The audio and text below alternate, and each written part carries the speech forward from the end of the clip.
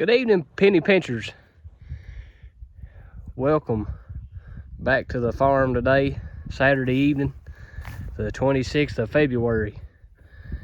Moving these girls, we just moved them on the other side of the wire, giving them the second half of the farm. Some people may ask, why ain't you intensively rotationally grazing, talking about moving them every couple of days instead of leaving them on like we're doing for a few weeks.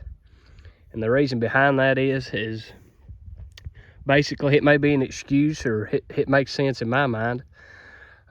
We are moving our cattle, but we split our farm into two halves. There's the line. That's the half they've had for the last 2 to 3, maybe even 4 weeks. And today I moved them on this half. Unrolled them with a little bit of hay there on this poor spot. That's the spot that they used to grow tobacco in way back in the day. It's the highest spot on our farm, and it's poor. It's poor. It's if you want to call it bare, it's as close to bare ground as we got. You can see right there, places like that right there, all the way out through this little 2 to 3 acre spot. So this is where we're wanting to concentrate all of our hay at, feeding that, putting that extra carbon down.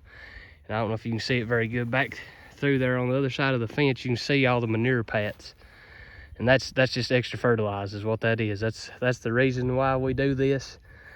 We concentrate all that impact, all that extra hay. Some people may call it waste. We're calling it carbon. That's what goes into our ground and gives life to the dirt, to the soil. And if you ain't got good dirt and good soil, you ain't gonna grow good grass. That's the redneck layman's terms of how science works. You gotta have good dirt to grow good grass. And this is just one of the ways that we're trying to accomplish that, is by unrolling our hay all over our farm. And that concentrates our animals in a small certain area for a period of time. And that gives us the manure, what's the word I'm looking for? The manure accumulation. There we go.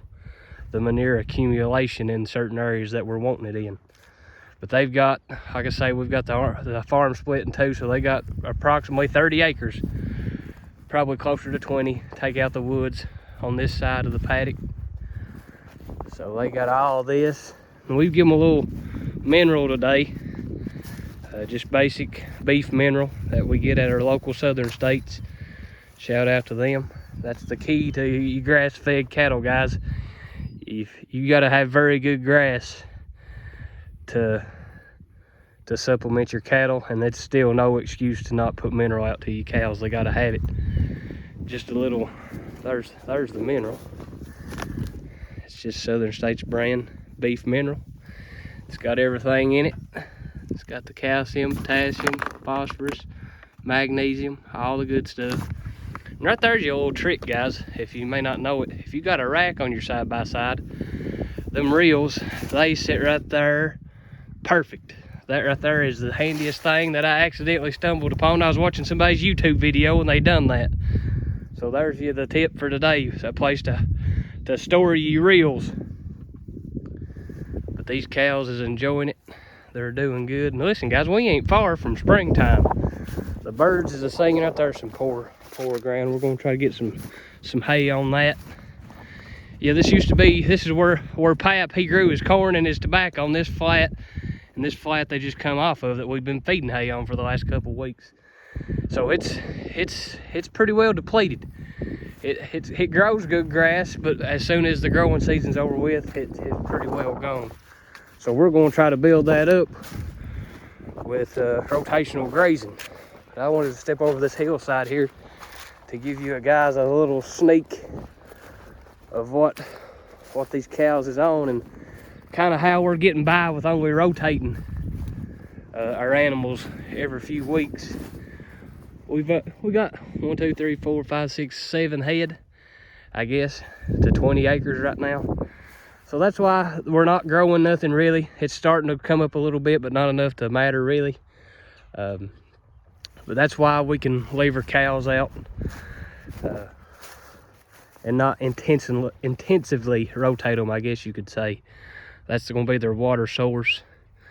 And they've got all this right here to graze in, and I'm gonna feed her hay up here on top and their mineral up here on top. That way they got to move and cover this whole country in order to get to it. You don't want to feed your hay, you don't want to feed your mineral right down there next to the water, or that's where they'll stay all the time, and that's where you get your mud at. And guys, I mean, we had our first cattlemen's meeting of the year this week, and mud is, I mean, we had some big rains come through Kentucky this week, and it is wet. But listen, guys, we got, I mean, if you got some residual on your landscape, something that's catching that rain, if you've got you a light form of feeding hay, aka an unroller, you can get across your landscape and not tear it up. Man, I was talking to some of these guys that was showing us pictures and on their phones of their hay barns and where they keep their tractors at, where they have to go every single day to feed. Man, it's just a mud pit. And guys, I mean, I ain't talking bad about you, but I know that you would change it if you could. And right there's the way. No mud. There's the way. If you feed out of hay rings, that's fine. I ain't downing you if you feed on hay rings. To every man his own. But if you don't move those hay rings every day, every time you feed, you will have mud in your pasture fields. And wherever you have mud in your pasture fields in the wintertime is where you're going to have briars and thorn thistles and cuckleburrs at in the springtime. That's just how it is, like it or lump it. But there's a better way, guys, and I ain't saying this is the right way, but I'm saying this is the way that we've seen improvements on our farm. No mud, no tracks, no ditches, no ruts, because that ain't heavy enough to make a rut. I mean, you really got to be doing some traveling in the same exact spot every day to make a rut with them things. But anyway, we know we got a lot going on in our world affairs right now, a lot to pray about, certainly, a lot to be thinking about. And kind of our hot topic this week at our cattlemen's meeting was just trying to look ahead. Our fertilizer prices are going to be skyrocketed, no doubt about it. They already are. And that's going to, the result of that is a lot of our farmers are not going to fertilize. They're not going to fertilize their hay ground, or if they are, they're not going to fertilize near as much as they need to, because it just ain't economical to. Farmers have a hard time coming out anyway, and they sure gonna have a hard time putting $400, not pounds, dollars of fertilizer to the acre. $400 to the acre. I mean, I don't think our representative from the local fertilizer plant done his calculations before he come to our cattlemen's meeting. And it was kind of surprising to him when he worked that out for his example that he gave. But looking ahead, guys, this summer, this fall, I'm predicting we're gonna have some very expensive hay. And you're gonna have to watch, because the hay that has been fertilized, that's well maintained, that's got good nutritional value to it, it's going to be very expensive. But like everything else, there's going to be some hay out there that's not going to be near as good for a high price as well. And we want to keep our eyes open and watch out for that to make sure the hay that we're purchasing is worth the money that we're spending on it. So maybe just a little something to think about going into the springtime. If you're thinking about fertilizing, be sure to get you a soil test on your farm. That way you don't have to put no more on than you have to. Putting it exactly where you need it at. And if if you're like us and you buy your hay, you may want to do a little homework on the guys you're buying hay from. You may want to make a double lap around their farm to see if you see a fertilizer buggy on it this year. And in the fall, when you go to buy that hay, and it's priced like the hay that's had fertilizer on it, and you know good and well it ain't, there's your little leverage. I mean, that's just how it is in the world we live in today, guys. We gotta do what we can to stay on the farm and to be profitable.